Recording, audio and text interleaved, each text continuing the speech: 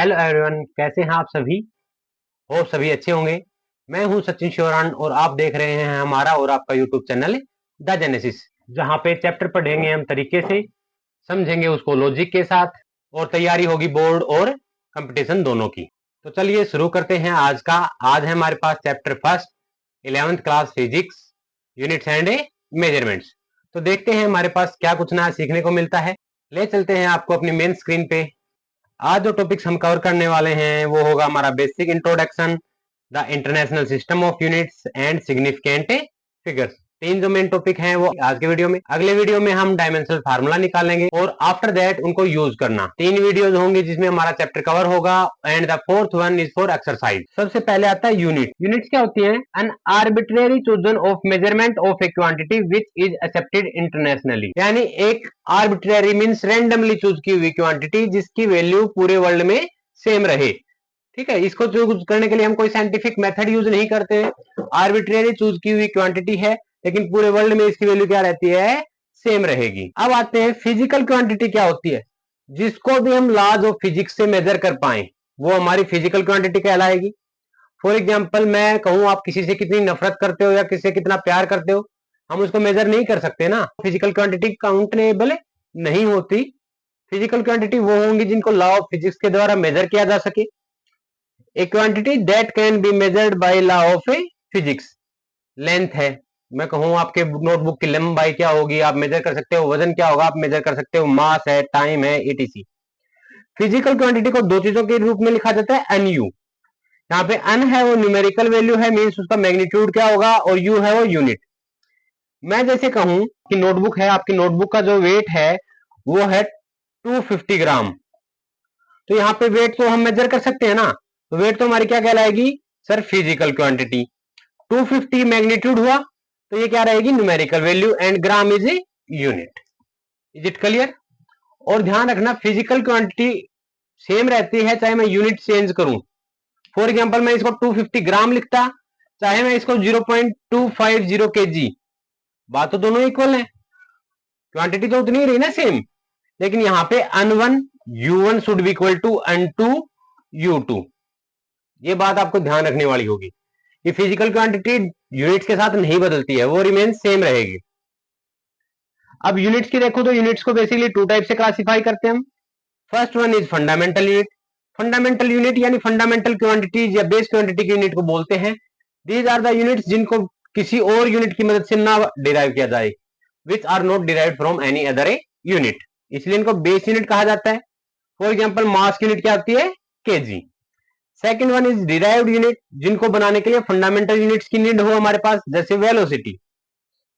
और complete set जिसमें दोनों बेस यूनिट भी आती हो डिराइव्ड यूनिट भी आती हो, इनसे जो कंप्लीट सेट बनेगा that is our system of a units. In earlier time तीन basic system of unit use करते थे हम, सीजीएस, एफपीएस, एमकेएस। सीजीएस का क्या मतलब हुआ सर? जिसमें लेंथ को सेंटीमीटर में, मास को ग्राम में एंड टाइम को सेकंड में मेजर करेंगे। एफपीएस जिसको लेंथ में फुट, मास को पाउंड में और टाइम को सेकंड में। आपके लिख दिया है वो एक फुट में कितने सेंटीमीटर होते हैं? 30.48 सेंटीमीटर। और पाउंड की वजन की बात करूं तो 0.454 केजी। एमकेएस सिस्टम जो मोस्ट प्रचलित रहा, मीटर, किलोग्राम, सेकंड। अब सीजीएस और एफपीएस फेल क्यों हो गए? क्योंकि सर इनमें कई बार क्वांटिटी बहुत छोटी हो गई थी। तो उसके बाद जो फोर्थ हमारा सिस्टम आता है, the system of unit which is at present international accepted, उसको बोलते हैं एसआई सिस्टम। सिस्टम इंटरनेशनल बोल सकते हैं। इसके सिंबल्स हैं, यूनिट्स हैं या एब्रिविएशंस हैं। ये international bureau of weight and measure hold करता है, बीपीआईएम 1971 में दिए थे, जो अभी general conference of weight and measurements ने 2018 में। इंटरनेशनल सिस्टम है, रिकमेंड किया था 1971 में। एडवांटेजेस क्या है इसकी? सबसे पहले आज जो हम एसआई सिस्टम यूज करते हैं उसकी, it is a coherent system. Coherent का मीन्स है ये सिर्फ फंडामेंटल यूनिट्स पे डिपेंड करेगा, सर्टेन। सेकंड, रेशनल सिस्टम है, मीन्स एनर्जी की यूनिट जूल होगी, मीन्स सेम क्वांटिटी का यूनिट भी सेम होगी। अब एनर्जी चाहे काइनेटिक हो, पोटेंशियल हो, ग्रेविटेशनल हो, कौन सी भी एनर्जी होगी, यूनिट होगी उसकी जूल। थर्ड है अब्सोल्यूट सिस्टम, मीन्स इसकी वैल्यू पूरे वर्ल्ड में सेम रहेगी। फोर्थ, मैट्रिक सिस्टम, कोई क्वांटिटी बड़ी है तो हम उसको 10 की पावर में लिख के छोटा कर सकते हैं। तो एसआई सिस्टम है, उसमें हम 7 फंडामेंटल यूनिट्स लेते हैं और 2 सप्लीमेंट्री यूनिट्स लेते हैं। कौन कौन सी 7 फंडामेंटल यूनिट्स हैं, जानते हैं उसको। सबसे पहले लेंथ, लेंथ की यूनिट होती है मीटर, हमसे लिखते हैं स्मॉल अम। मास की यूनिट किलोग्राम, केजी। टाइम की यूनिट सेकंड, स्मॉल एस से लिखते हैं। करंट की unit ampere, capital A. Thermodynamic temperature जो मेजर किया जाता है दैट इज केल्विन, के। अमाउंट ऑफ सब्सटेंस, मोल। देखो यूनिट के टाइम हम ई हटा देते हैं। Luminous intensity, candela. अब ये तो हमारे पास 7 फंडामेंटल यूनिट्स होगी। इसके बियॉन्ड 2 सप्लीमेंट्री यूनिट्स और होती हैं। First one is radian, second is steradian. Radian क्या है, यूनिट होती है sir angle in a plane की। अब एंगल कैसे निकालते हैं, आर्क अपॉन रेडियस। एंगल का फार्मूला हमेशा ध्यान रखना ये चीजें, theta is equal to arc upon radius. Steradian solid angle की यूनिट होती है angle in a space. Solid angle कैसे, intercepted area upon R square. अब यहाँ पे देखिए ऊपर भी मीटर है लेंथ, नीचे भी लेंथ मीटर में रहेगी रेडियस, तो मीटर से मीटर कट जाएगा। ऐसे इसमें एरिया ऊपर एरिया की यूनिट मीटर स्क्वायर, नीचे भी आर स्क्वायर है तो मीटर स्क्वायर। मींस दोनों क्वांटिटी की डायमेंशन नहीं होंगी, इनकी सिर्फ और सिर्फ यूनिट रहेगी। तो these both the supplementary units are dimensionless. Supplementary unit होती क्या है, वो यूनिट जो सिमिलर क्वांटिटी के रेशियो से बनती हूँ। अब यहाँ पे देखिए theta is equal to arc upon radius, arc भी लेंथ है और रेडियस भी लेंथ है, तो length divide by length. Similar, same नहीं कहा, सेम क्वांटिटी मत बोलना, सिमिलर क्वांटिटी के रेशियो से डिवाइड कर। फर्स्ट इज डिग्री, डिग्री में एंगल मापते हैं आपको पता है, और रेडियन ऐसा यूनिट होती है हमारी प्लेन एंगल की, तो डिग्री में से रेडियन कन्वर्ट करना हो तो पाई बाई 180 से मल्टीप्लाई करते हैं। Second is litre, 1 decimetre cube is equal to 10 की पावर माइनस 3 मीटर क्यूब। मैं इसको बिल्कुल सरल भाषा में याद करता हूं, तो कैसे याद करता हूं, 1 centimetre cube is equal to 1 ml। Ton, एक टन में 1000 केजी होते हैं। Carat 200 milligram. इसमें डायमंड का वेट वगैरह मेजर करने का काम करता है ये। बार, प्रेशर मापने का काम आता है, 10 की पावर 5 पास्कल। क्विंटल, वेट के लिए 100 केजी को। क्योरी, क्योरी एक रेडियो एक्टिविटी की यूनिट है, रेडियो एक्टिव डिसइंटीग्रेशन की। कई बार सब्सटेंस का एटम डिके करता है, मींस वो alpha beta gamma rays decay करता है, तो पर सेकंड वो कितने डिके कर रहा है, कितना उसका एटम डिके हो रहा है। तो 1 क्यूरी का मतलब होता है 3.7 इंटू 10 की पावर 10 पर सेकेंड। इसका मतलब एक सेकंड में उसके 37 बिलियन एटम है वो डिसइंटीग्रेट हो रहे हैं। बार्न, बार्न, एयर और हेक्टेयर तीनों ही हमारी जो लेंथ मेजर करने की यूनिट है, एरिया मेजर करने की यूनिट है। बार्न है, बार्न बहुत छोटी यूनिट को मेजर करता है एरिया की, मींस न्यूक्लियर एरिया, यानी जहां पे न्यूट्रॉन है वो न्यूक्लियर से टकराएगा तो छोटा सा जो एरिया होगा दैट इज बार्न। तो 1 barn is equal to 10 raise to power minus 28 metre square. Second one is are. Are क्या होता है, यहाँ पे इस एरिया को बोला जाता है 1 are is equal to 100 metre square. ये मोस्टली प्लॉट वगैरह मापने का काम आता है। Third one is hectare. Hectare में क्या होते हैं sir, 1 hectare is equal to 100 are, यानी 10,000 मीटर स्क्वायर एरिया को। वैसे हमारी भाषा में कहूं मैं, अगर 1 हेक्टेयर इज इक्वल टू 2.47 एकड़, हम तो एकड़ में मापते हैं ना, जो जमीन हमारी प्लॉट एग्रीकल्चर लैंड होती है उसके लिए यूज करते हैं। स्टैंडर्ड एटमॉस्फेरिक प्रेशर जो हमारा है नॉर्मल टेम्परेचर रूम टेम्परेचर पे, that is 1.013 into 10 raise to power 5 pascal. अब कुछ कॉमन प्रीफिक्सेस यूज करते हैं, वो भी बात कर लेते हैं इस बारे में। 10 की पावर 1 से स्टार्ट करते हैं, उसको डेका कहेंगे, D A, small D A. Hecto अभी आया था सर 100 को, एच। किलो 1000 को, अब कैपिटल स्टार्ट कर देंगे रिटर्न करना। 10 की पावर 6 मेगा, 10 की पावर 9 गीगा, 10 की पावर 12 टेरा, 10 की पावर 15 पेटा, 10 की पावर 18 एक्सा। दूसरी तरफ चलते हैं माइनस की तरफ। 10 की पावर -1 को डेसी कहा जाता है, -2 को सेंटी, -3 को milli, -6 micro, -9 nano, -12 pico, -15 femto, -18 octo. अब इसके बाद जो टॉपिक हमारा आता है that is significant figure. Significant figure बताता है एक्यूरेट कितना है हमारा कोई मेजरमेंट, कितने एक्यूरेसी से हम उसको माप रहे हैं। तो सिग्निफिकेंट क्या फिगर क्या है, these are the digits in a value that contribute to degree of accuracy, जो डिग्री ऑफ एक्यूरेसी को बताएंगे कितनी डिजिट तक मापा गया है। कुछ certain digits plus 1 last uncertain digit. तो देखते हैं क्या क्या रूल्स हैं इसके लिए। सबसे पहले बात करते हैं ऑल नॉन जीरो डिजिट्स, जितनी भी नॉन जीरो डिजिट्स होंगी वो सारे के सारे सिग्निफिकेंट होंगी। लाइक 279 तीनों ही नॉन जीरो है, तो 3 सिग्निफिकेंट फिगर। अगर जीरो आ जाता है दो नॉन जीरो के बीच में तो वो सिग्निफिकेंट कहलाएगा।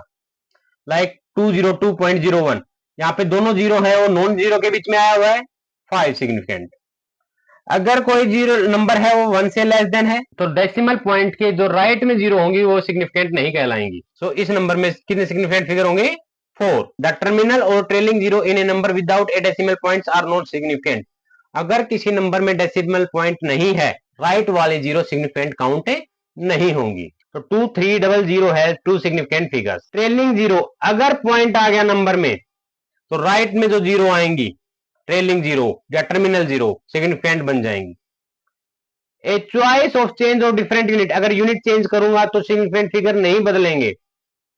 लाइक 123 में भी 3 सिग्निफिकेंट फिगर है, सेंटीमीटर में करूं तब भी 3 रहेंगे, मिलीमीटर में कहूं तब भी 3 रहेंगे। द मल्टीप्लाइंग और डिवाइडिंग फैक्टर, अगर किसी फार्मूले में कोई फैक्टर आ जाता है जैसे 2 पाई आर या रेडियस होता है d/2, तो ये जो 2 है वो एग्जैक्ट नंबर रहा और एग्जैक्ट नंबर में इनफाइनाइट सिग्निफिकेंट डिजिट्स होंगे, क्योंकि हम 2 को 2.0 भी लिख सकते हैं, 2 पॉइंट कितने जीरो लिखेंगे, और जब पॉइंट लग जाता है तो राइट वाली जीरो तो सिग्निफिकेंट हो जाती है। ये तो एक्यूरेट नंबर है ना। फिर बात करते हैं सर साइंटिफिक नोटेशन की।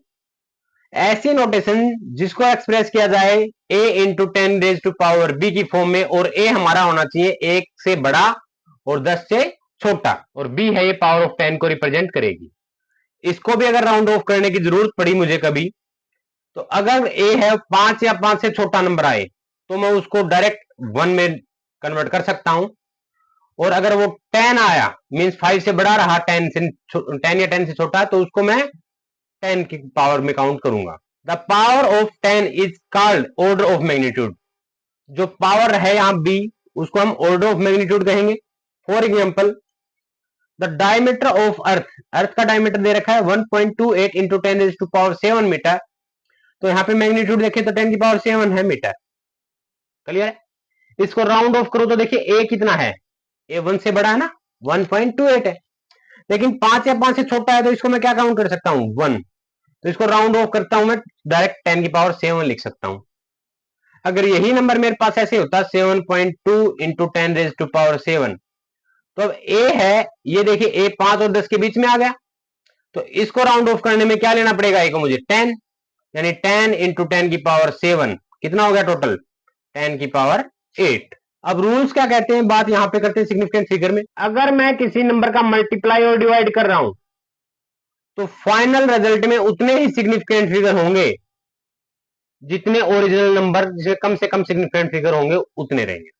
फॉर एग्जांपल यहां पे मैंने दो नंबर्स को डिवाइड किया है, अब ऊपर वाले नंबर में 4 सिग्निफिकेंट फिगर है, नीचे वाले में है 3, तो फाइनल रिजल्ट में मेरे पास कितने सिग्निफिकेंट होंगे 3।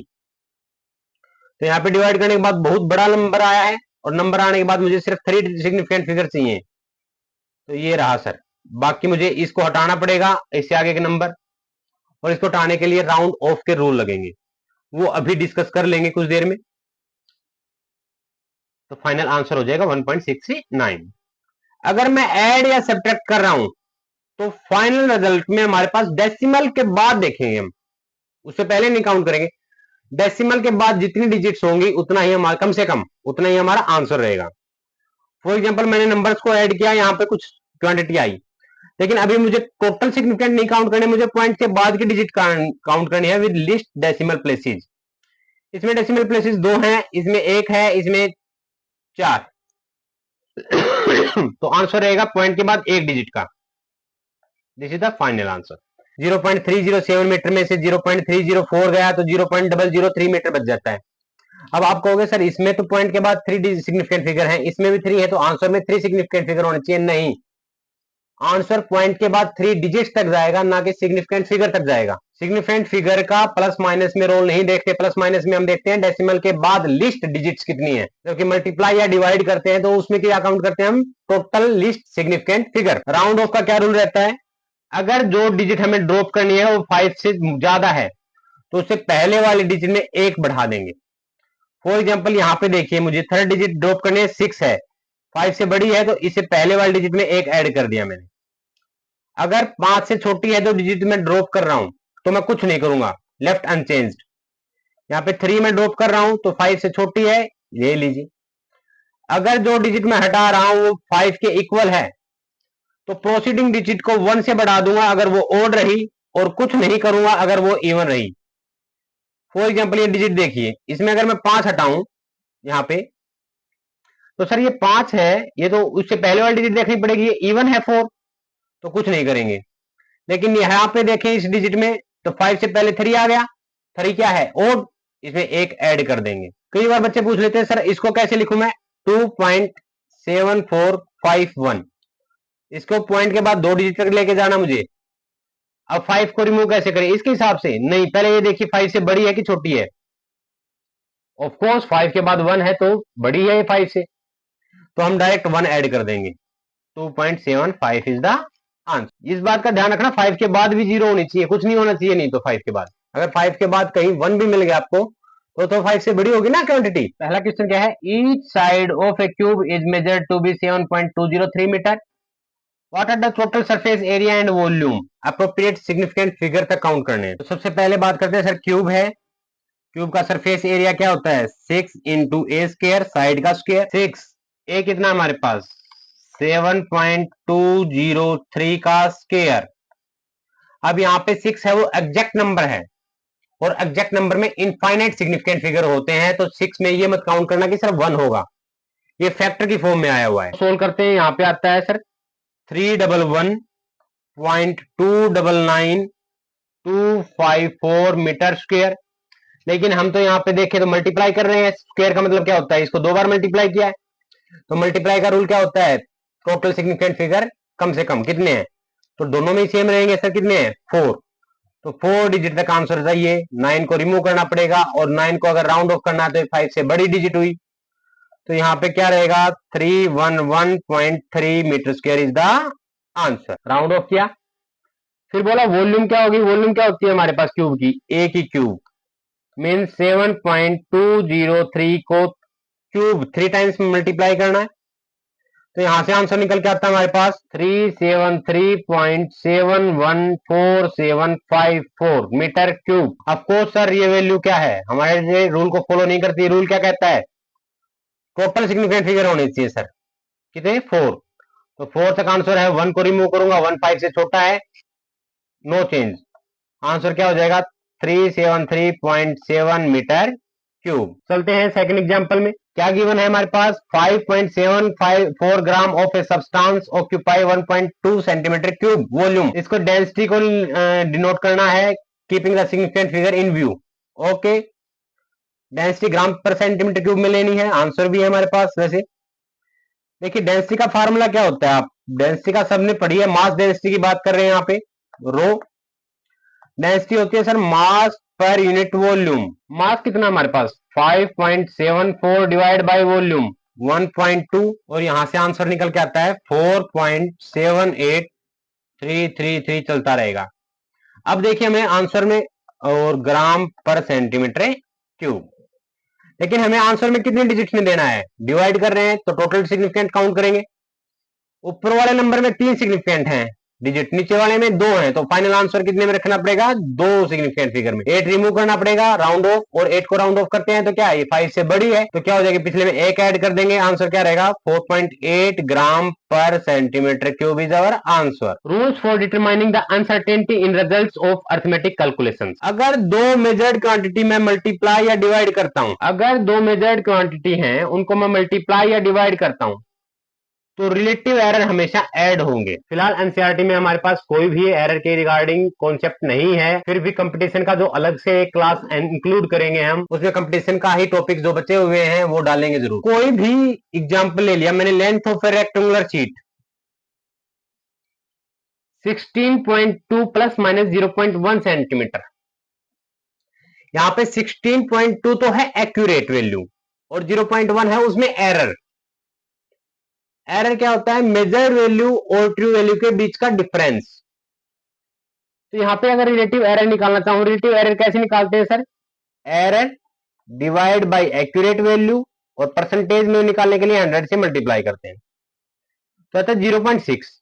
ऐसे ही मैंने मान लीजिए उसकी बिड्थ दे रखी थी 10.1 इन प्लस 0.1, तो उसका रिलेटिव एरर क्या हो जाएगा, ऑफ कोर्स सर फिर से निकालेंगे हम, तो 0.1 डिवाइड बाय 10.1 इंटू 100 लगभग 1%। तो टोटल रिलेटिव एरर क्या आएगा, 1.6, दोनों को ऐड कर देंगे हम। एरिया क्या होता है, length into width, accurate value को मल्टीप्लाई किया। अब्सोल्यूट एरर क्या होगा सर, 1.6%। हम निकाल चुके हैं ना अब्सोल्यूट एरर, रिलेटिव एरर 1.6%। ये 1.6% इसका वैल्यू का होगा ना एक्यूरेट, 163.62 का 1.6% कितना आता है, 2.6। और 2.6 को राउंड ऑफ करना चाहे तो 3 में कर सकते हैं। तो इसको हम फाइनल एरिया को कैसे लिखेंगे, 163.62 प्लस माइनस 3 सेंटीमीटर। तो एरर में हमेशा डायरेक्ट एरर को ऐड नहीं करना है, रिलेटिव एरर को ऐड करना है। और रिलेटिव एरर बता चुका हूं सर कैसे निकालते हैं, जो किसी क्वांटिटी में एरर है डिवाइड बाय उसकी एक्यूरेट वैल्यू मल्टीप्लाई बाय 100। 100 से मल्टीप्लाई हम नॉर्मली परसेंटेज एरर में करते हैं। क्या है, हमने ये आंसर सही लिखा है, नहीं लिखा सर सही। आपने देखिए लेंथ और ब्रेड्थ की मल्टीप्लाई की थी, लेंथ में कितने सिग्निफिकेंट डिजिट हैं, 3। ब्रेड्थ में भी कितने हैं, 3। तो आंसर में भी कितने होने चाहिए, 3। तो राउंड ऑफ करेंगे, 6 को हटाएंगे, 6 5 से बड़ा है, आपको sir 164 plus minus 3 centimetre square is the answer. ये रहा हमारा answer. Next, if experimental data are given with insignificant figure, कोई डाटा हमें गिवन है और उसमें अनसिग्निफिकेंट फिगर है, then the final result after combining will also have insignificant figure.